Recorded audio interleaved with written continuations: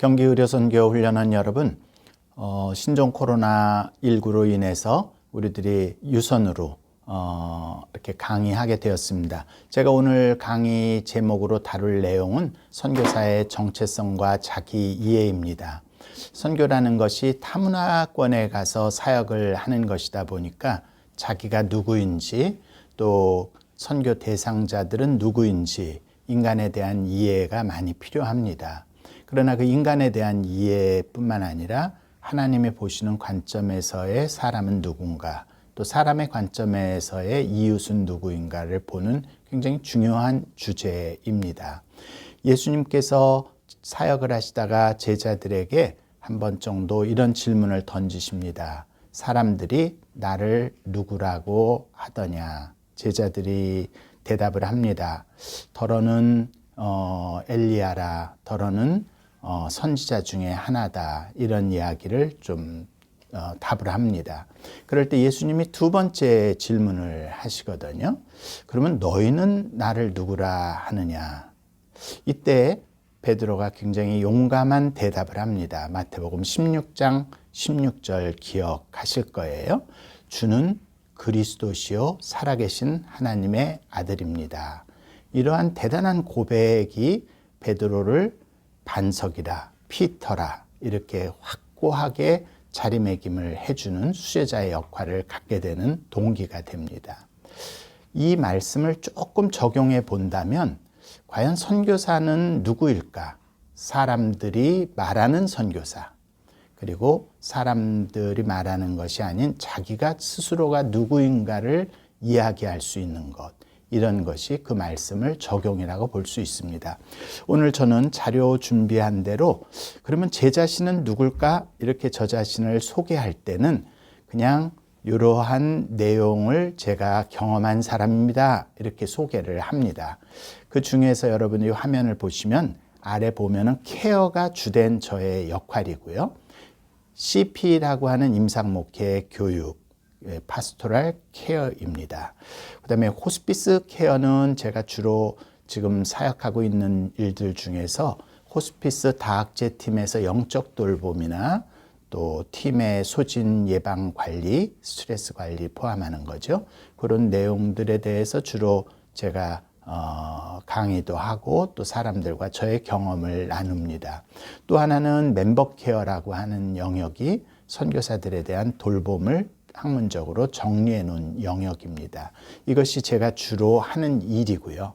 그러면 제가 이것을 케어라고 하는 주제를 붙잡을 때까지 제가 경험했던 다른 자료를 하나 정리해서 본다면 제가 자문화에서 목회자로서의 경험, 그 다음에 필리핀이라고 하는 타문화에서의 선교사로서의 경험, 그리고 캐나다에서 다문화 목회자로서의 경험, 그리고 이제 고국에 돌아와서 지난 12년 동안 기관 선교를 통해서 이런 전반적인 목회를 정리하면서 저는 지금 이제 초문화에 대한 돌봄을 여러분과 함께 공유하고자 저 자신을 소개할 때 자문화에서의 나, 타문화에서의 나, 그리고 다문화에서의 나, 그리고 초문화에서의 저의 앞으로의 사역, 이렇게 저 자신을 소개하고 있습니다.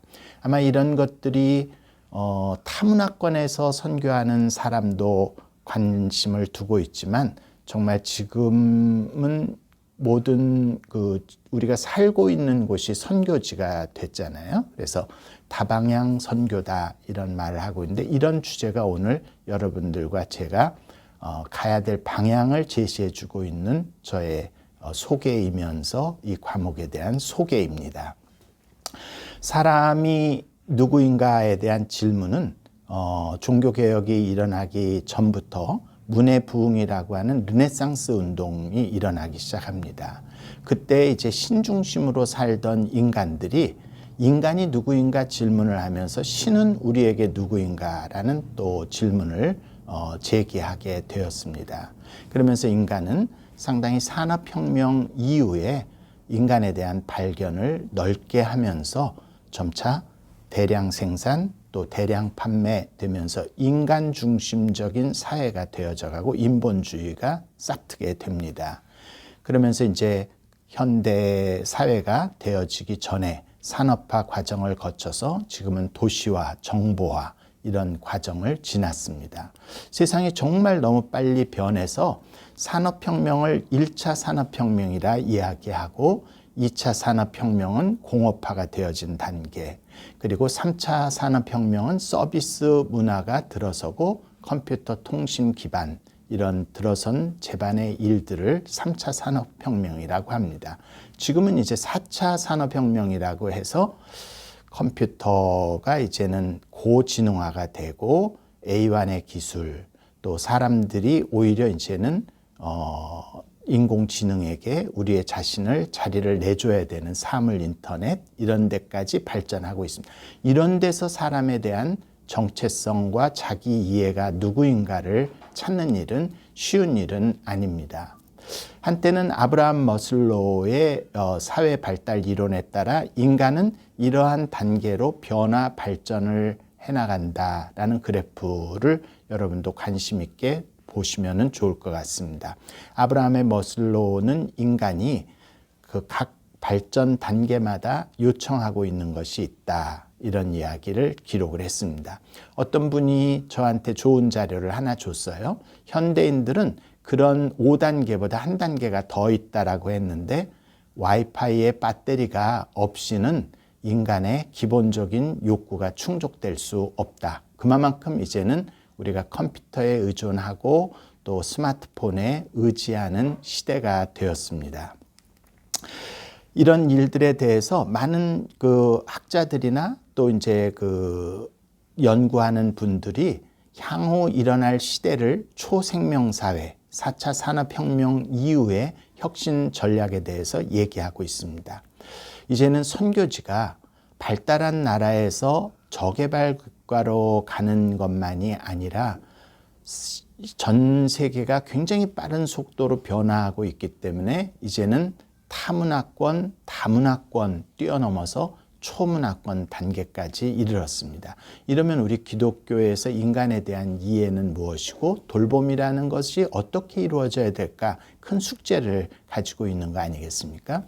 그래서 이제 저는 자료에 제시를 하고 있습니다만은 많은 사람들의 자료 정리를 통해서 아브라함 머슬로의 그 이론과 그다음에 지금 1, 2차 산업혁명, 3차 산업혁명, 4차 산업혁명까지를 비교해서 과연 나는 누구고 우리는 누구이고 그다음에 또 우리가 물질과의 관계, 세상과의 관계는 어떻게 해야 될까? 정리정돈이 되지 않고서는 정체성의 위기, 혼란, 선교사역을 어느 만큼에서 어느 만큼을 해야 될지 모를 만큼 혼란한 시대가 되었습니다. 그래서 자료 화면을 여러분들이 좀 꼼꼼히 살펴보시고 그 내용들을 여러분과 한번 적용을 해보는 게 상당히 필요합니다.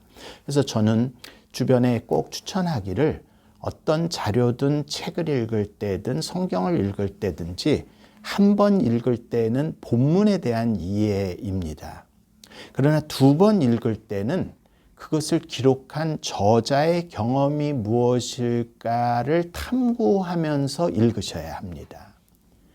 그 다음에 세 번째 읽을 때는 이 제공하는 자료가 나에게 어떤 경험과 유사한가 자기 정리가 돼야 됩니다. 그러지 않고서는 넘치는 정보 속에서 우리들이 표면적으로만 받아들여서도 안 되고 저자의 입장에서만 끌려가도 안 되고 내 입장에서 이 정보가 얼만큼 중요하냐. 세상이 말하는 내가 아니라 내가 생각하는 나는 누구인가. 이런 정리가 근본적으로 돼야 된다고 보는 것입니다. 앞으로 일어날 일들에 대해서는 어떤 분이 초생명사회는 이와 같이 구조가 되어야 된다 생각하고 있습니다. 그래서 우리들이 정체성을 갖기 위해서는 첫째는 내가 누구인가 아는 영성 기반하고 있어야 하고요. 그 다음에 우리가 누구인가라고 하는 내가 사회에서 어떤 전문성을 가지고 직업을 가지고 더불어서 살아가느냐. 그 다음에 그것을 지속하기 위해서 우리 모두가 함께 공유해야 될 미래는 무엇인가라고 하는 아주 전문적인 개발이 없이는 현대인의 정체성을 유지하고 사역해 나가기가 어려운 사회가 되었다고 보는 겁니다. 그러면 앞에 서론에서 이와 같이 복잡한 세상을 이야기하는 게 뭘까? 성경은 이런 변화되는 세상에 대해서 우리에게 열어주고 있는 무한한 창고가 있다는 것을 설명하기 위한 것입니다. 요즘은 이런 시대에 우리의 자녀들이 살아가기 위해서는 지능만 있어서는 안 되고 지능과 감성, 좌뇌와 우뇌를 같이 써야 된다라고 이야기하고 있고 모든 교육 제도들이 그렇게 변화해 가고 있습니다. 그다음에 이런 것들이 지정의의 균형을 가진 전인적인 성장과 개발이 돼야 된다라고 생각합니다. 그래서 이제는 EQ가 좋으냐 IQ가 좋으냐 두 문제뿐만 아니라 다중지능 이론을 통해서 우리 아이들이 어떤 것의 특기를 가지고 있고 다른 사람과 어떻게 더불어 살아가느냐 이런 것들을 갖추지 않고서는 살기가 어렵다고 보는 것이죠. 그래서 이제 이 사회가 험난한 물결이 있는 만큼 사회로 진출하기 전에 가정에서의 관계, 가정에서의 교육 이런 것들이 근간이 되지 않으면 안 된다 보는 것이죠. 그래서 다중지능과 함께 좀 우리가 생각해야 될 것은 대상관계 이론을 통해서 나는 누구인가 심리학자들이 얘기하는 자기 분석과 정리가 좀 필요하다고 봅니다. 그다음에 이제는 학교 교육이 모든 것을 풀어주지 않습니다. 그래서 이제는 점차 평생 교육 제도로 바뀌고 있습니다. 그렇다면 우리의 정체성을 확인하기 위해서도 선교사의 정체성을 계속 유지하기 위해서도 한 번 교육을 받고 평생 섬기는 구조에서 섬기면서 배우면서 배운 것을 섬김으로 계속해서 환원을 끌어가야 된다라고 하는 지금 4개 제시한 내용들로 우리의 정체성은 늘 강화돼야 된다고 보는 것이죠. 그런데 이런 일에 우리 성경이 가지고 있는 무한한 보고가 그거죠. 좌뇌와 우뇌를 골고루 개발할 수 있는 지적인 역사 기록, 사실적인 기록, 그다음에 많은 인간에 대한 실패와 성공, 하나님과의 관계의 감성적인 기록 이런 것들이 있을 뿐만 아니라 어떻게 지정의가 균형 있게 돼야만이 하나님과의 관계를 유지할 수 있는가. 성경이 다양한 것을 기록하고 있다는 것이 무한한 보고입니다. 또 성경은 다양한 인물을 통해서 우리에게 다중지능에서 얘기하는 것처럼 다양한 은사의 사람들을 통해서 우리가 어떤 은사를 사용할 것인지 또 어떤 은사를 개발해야 되는지 모델을 제시해 주고 있습니다. 또 성경에서는 아브라함, 이삭, 야곱의 하나님이라고 함으로써 가정교육과 세대를 이어가는 대상관계 이론을 뛰어넘는 지혜와 보물창고가 성경 안에 가득하다는 것입니다. 그래서 저는 성경이라는 것이 밑에 노란 바탕에 기록되어져 있는 특성들을 다 가지고 있다고 생각을 하거든요. 그래서 여러분들이 이 강좌가 끝나지만 보내드린 자료를 꼭 보시면서 성경이 가지고 있는 무한한 보고를 우리들이 장착을 한다면 시대가 많이 바뀌고 타문화권, 다문화권, 초문화권의 세상이 오더라도 그것을 견뎌낼 수 있는 묘한 약들이 신약과 구약에 있다는 것을 기억해 주시기를 바랍니다. 지금 보여드리는 이제 자료 화면은 우리가 애착 유형이 어떻게 어렸을 때 형성되느냐에 따라서 그것이 학령기, 청소년기, 사회에 진출하고 대인관계를 갖는데 어떠한 영향력을 끼치는가 보여주는 간략한 도표입니다. 그래서 우리들이 어려서부터 가정에서 어떤 교육을 주느냐가 결국은 교회 교육과도 연결이 되고 사회 학교 교육과도 사회 교육과도 연결이 돼 있다는 것을 기억하실 수 있는 자료입니다. 그 다음에 이제 자료는 아까의 그 그림을 조금 더 서술형으로 기술해 놓은 것이거든요. 그래서 여러분들이 이 강좌가 끝나는 대로 접으시면 안 되고요. 제공한 자료들을 여러분들이 꼼꼼히 하나하나마다 살피면서 나는 어떤 경험을 가지고 있는가? 또 우리의 식구들 각 개인은 어떤 경험을 가지고 있는가? 우리가 같이 사역하는 사람이라면 그분은 어떤 경험을 가진 사람일까? 세심하게 살피는 것이 중요합니다. 그래서 이제 브롬펜 브레너의 생태학적 체계 이론이라는 것인데요. 그러면 우리가 가족, 그다음에 교회, 학교, 사회 이런 것들이 다 분리되어져 있고 분절되어져 있는 것이 아니라 서로서로의 영향력을 끼치고 있다고 체계화적인 정리를 해놓은 것이죠. 그래서 저는 그런 것들을 쭉 보면서 인간이라는 것은 환경 체계 사이에서 상호관계의 포괄적 관계망에 노출돼 있다라고 프롬펜 브레너의 이론을 정리해 보았습니다. 그래서 저는 선교사가 자문화권에서 갑자기 똑 떨어져서 타문화권에 던져진 존재가 아니라 자문화에서 가진 경험과 습관들이 타문화에 가서 어떻게 적용하고 서로가 절충하면서 성장하느냐, 이런 제2의 환경 속에 노출되는 것이고, 그곳에서 적응이 끝났을 때 그 사회 사람들을 이해하고 새로운 사역의 대상자와 함께 성장하는 일이 선교사의 정체성이라고 생각합니다. 지금 이제 이 자료는 그 가족 체계 이론 속에서 그러면 어떤 것들을 우리들이 한 번씩 점검해야 할까 하는 영역들을 설명해 준 것이고요. 그래서 이제 선교사로 나가시기 전에 우리가 인성검사를 한다든지 심리검사를 한다는 것이 나는 가족 속에서 어떤 경험과 기억을 가지고 있는가, 나의 의식과 무의식 속에는 어떤 것이 있을까 검사를 하는 이유가 바로 이런 여러분들 내면 속에 있는 것들을 발견할 수 있고 또 참고할 수 있도록 하는 과정인 것을 기억해 주시면 좋겠습니다.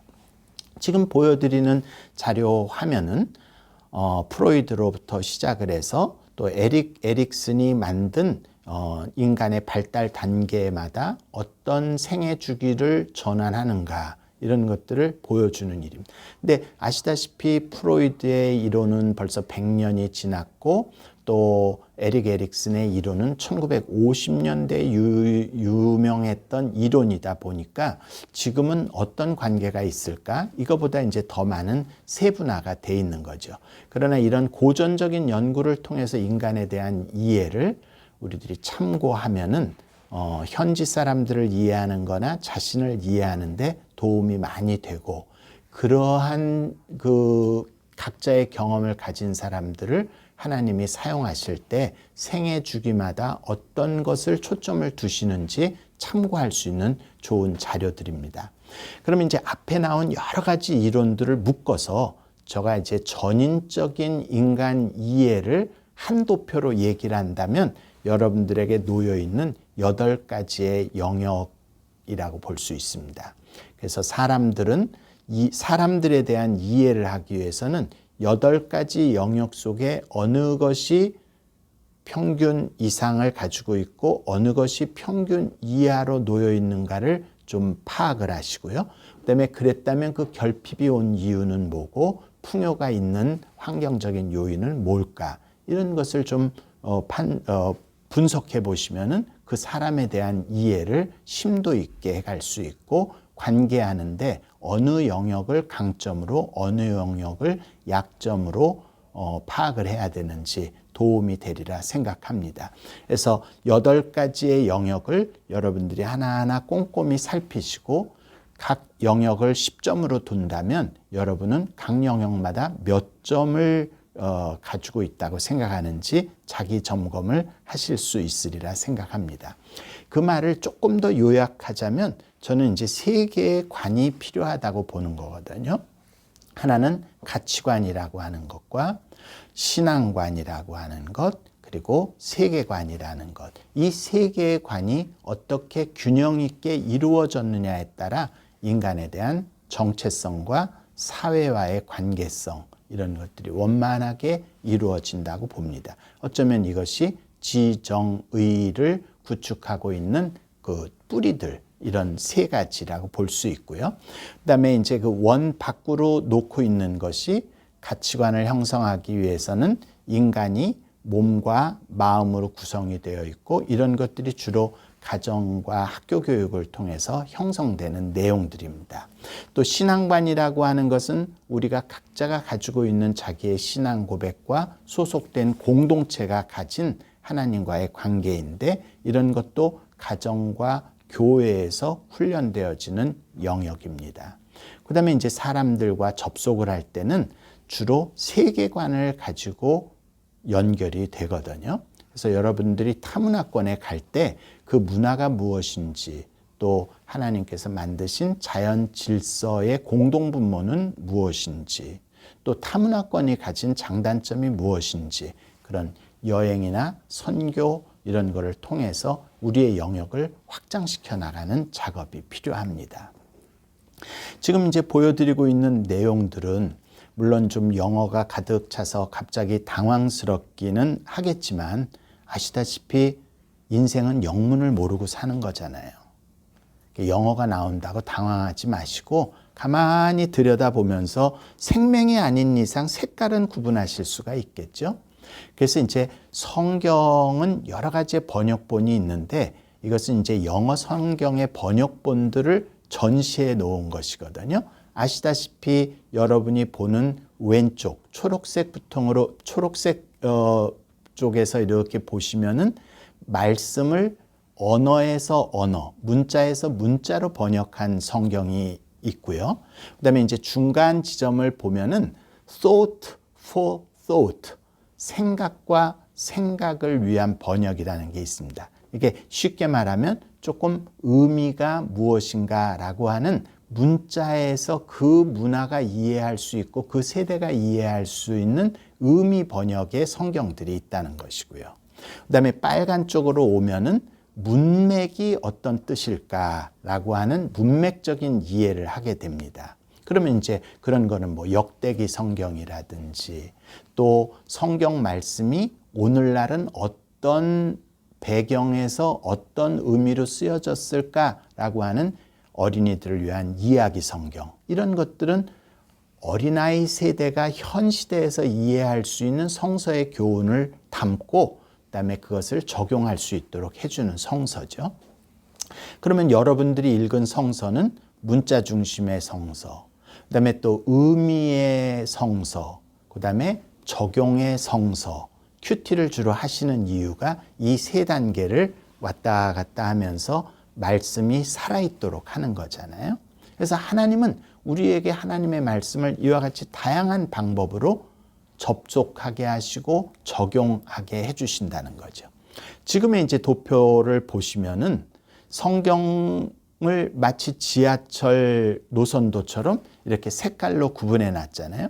성경은 그와 같은 다양성을 품고 있다는 거죠. 모세오경이 있는가 하면 또 이렇게 역사서가 있고 역사서가 있는가 하면 시가서가 되어 있고 또 예언서가 되어 있고 이런 다양한 것들이 뭉쳐있는 덩어리가 보아의 덩어리가 성경이거든요. 그런 것처럼 구약 성경만이 그런 것이 아니라 신약 성경도 이와 같은 비슷한 구조를 가지고 있어요. 사복음이라고 말하는 것과 역사서인 사도행전 그리고 그것에 대해서 또 이제 바울 서신이라든지 또 로마 여러 가지의 그 베드로 전후서라든지 이런 일들이 다양하게 편집이 되어져 있고 구조화가 되어 있다는 것은 하나님의 말씀이 필요할 때마다 어떻게 쓰일 수 있느냐라는 지혜를 우리에게 주시는 일이라고 저는 생각을 합니다. 사복음에서도 예수님을 보여주시는 관점이 다 다양하셔요. 그래서 마태복음에서는 왕으로 오신 예수님을 강화하고 있고 사자복음이라 하고 있고 색깔로 말하면 자색복음이라 얘기를 합니다. 마가복음은 종의 복음이라 하고 또 소의 형상에 비유하기도 합니다. 이런 것을 이제 쭉 보면서 각 사복음은 예수님이 누구신가에 대해서 다르게 설명하고 있거든요. 그러면 여러분들이 그 시대마다 아니면 가고자 하는 문화권마다 예수님을 표현하는 방법이 다양해야 된다. 이런 다양한 자료들을 제공하고 있는 것이 성서다. 믿습니다.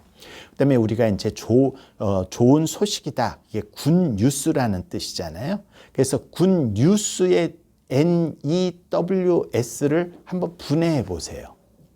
동서남북을 다 가지고 있잖아요. 그런 거 보면 뉴스라고 하는 것은 다양한 문화권의 다양한 예수님을 증거할 수 있는 펼친 그림과 같다고 저는 보고 있습니다.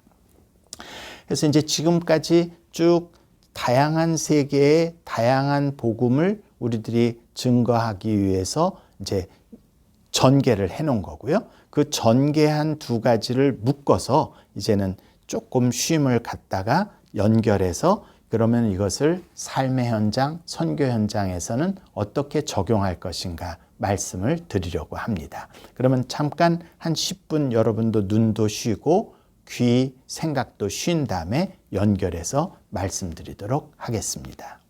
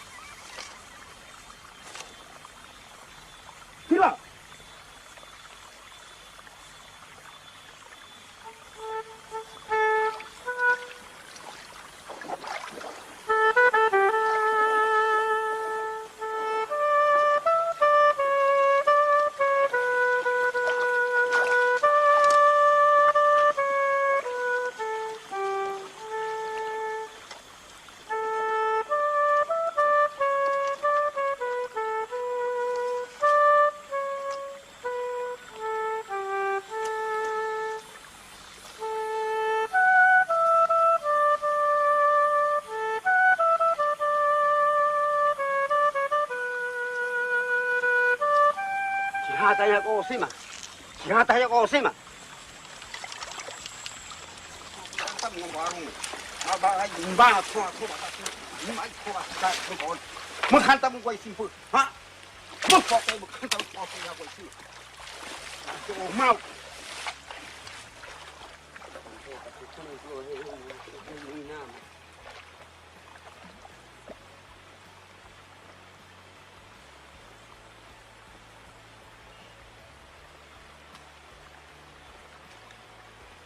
Deu a ver se será o filho ali.